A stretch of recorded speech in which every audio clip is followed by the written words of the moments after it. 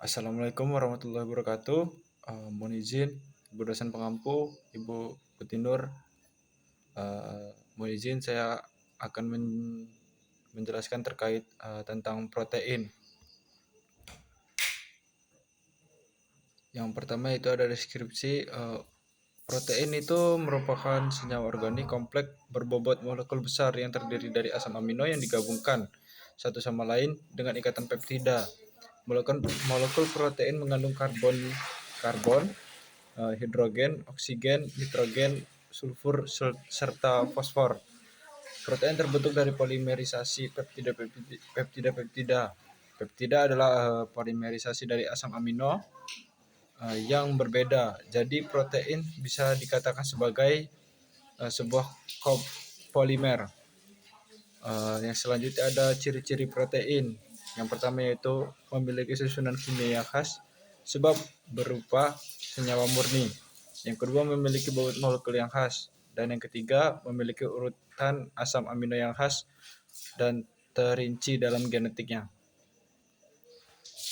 Yang selanjutnya ada struktur protein. Struktur protein ini terbagi menjadi 4. Ada struktur kuartenar, struktur sekunder, struktur primer,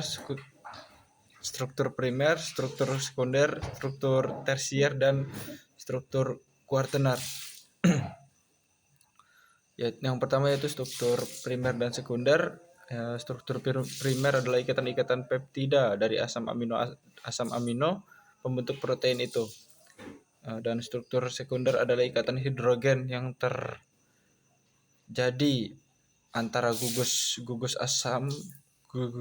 amina dengan atom hidrogen pada rantai samping asam amino sampai membentuk lipatan-lipatan. Contohnya membentuk ahelix. Yang selanjutnya ada struktur tersier dan kuartener. Struktur tersier adalah interaksi struktur sekunder yang satu dengan struktur sekunder yang lain lewat ikatan hidrogen, ikatan ion, atau ikatan disulfida. Contohnya terbentuk rantai double helix. Yang kedua ada struktur kuartener atau struktur yang melibatkan beberapa peptida sampai membentuk sebuah protein. Pada peristiwa ini kadang-kadang terselip molekul atau ion lain yang bukan merupakan asam amino. Contohnya pada hemoglobin yang pada proteinnya terselip ion Fe3+.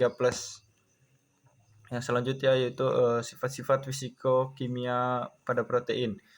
Yang pertama, larut dalam air dan pelarut polar lainnya. Yang kedua, tidak larut dalam pelarut non-polar seperti benzena dan dietil ether. Yang ketiga, mempunyai titik lebur lebih besar dibanding senyawa karbosilat. Yang keempat, mempunyai momen dipol besar. Yang kelima, bersifat elektrolit, kurang basa dibanding amina, dan kurang asam dibanding karbosilat. Yang selanjutnya ada klasifikasi protein. Klasifikasi protein yang banyak digunakan adalah berdasarkan kelarutannya, bentuknya, fungsinya, serta struktur 3 dimensinya. Untuk berdasarkan kelarutannya, protein dibedakan menjadi protein yang larut dalam air dan larutan garam, yaitu albumin, dan protein yang sedikit larut di dalam air, yaitu globulin.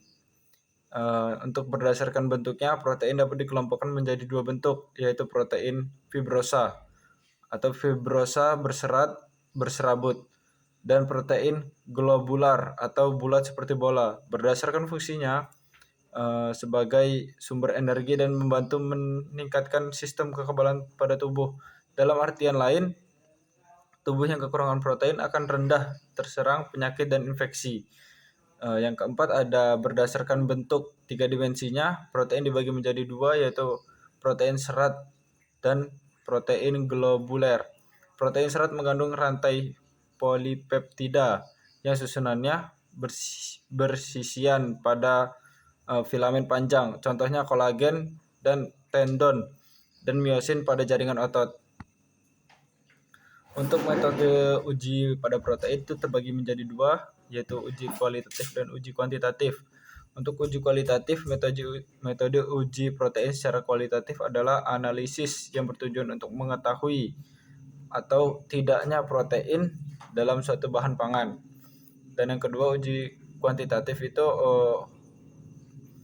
untuk metode Bueret merupakan metode yang paling sederhana untuk memperkirakan konsentrasi pada protein, di mana metode ini didasarkan pada fakta bahwa gugus CONH atau ikatan peptida yang terdapat dalam semua protein.